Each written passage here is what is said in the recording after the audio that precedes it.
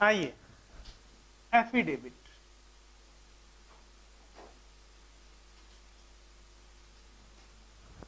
Affidavit not a evidence. देखिए, affidavit evidence नहीं है, ठीक है ना। एफिडेविट एविडेंस नहीं है, परंतु इट मे बी एविडेंस, यह एविडेंस हो सकता है।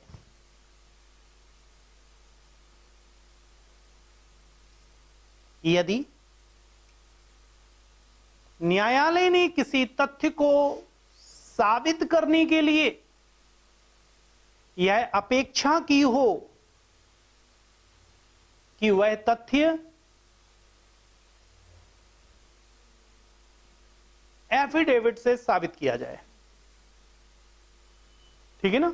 Affidavit not a evidence, but it may be a evidence if it is required by the court that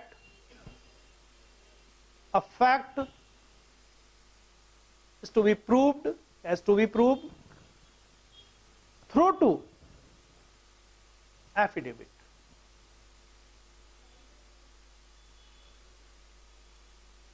It may be a affidavit, it may be a, क्या लिखा है, evidence if the court required that it is to be proved by, ठीक है ना, the fact is to be proved by a affidavit, ठीक है ना। For example, under order 19 rule 1 and 2 of CPC 1908, 1 and 2 of CPC 1908,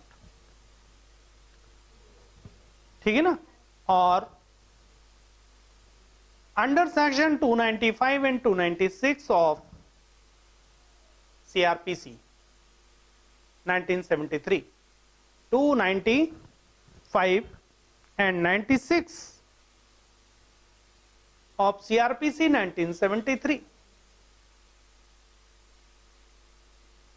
यहां क्या होगा, court require करेगा कि तथ्य को न्यायालय में साबित करना है तो आप एफिडेविट दीजिए।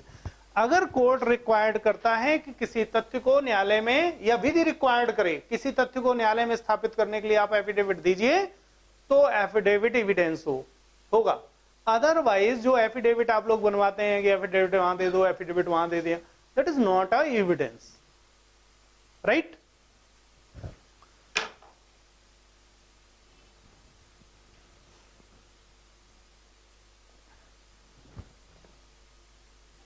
इस विषय पर एक चाहें तो लिख सकते हैं, एक मामले, सिविल मामले का निर्णय एफिडेविट के आधार पर कर दिया गया।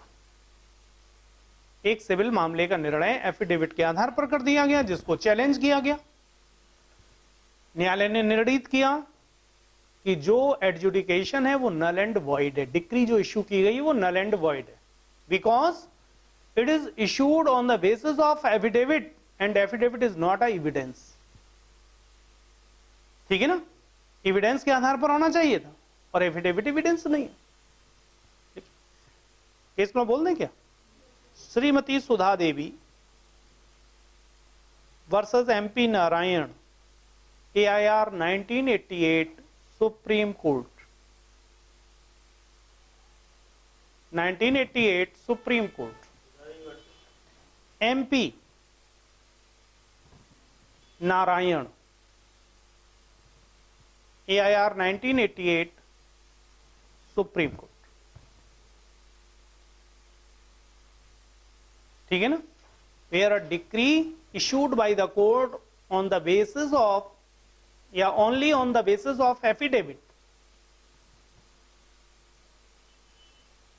it is held that thus this, it was held by the court that where a decree issued by the court on only on the basis of affidavit, जहां एक डिक्री सिर्फ शपथ पत्र के आधार पर जारी की गई है, वहां पर न्यायालय ने यह निर्धारित किया, it was held by the court that such a decree is null and void because it was issued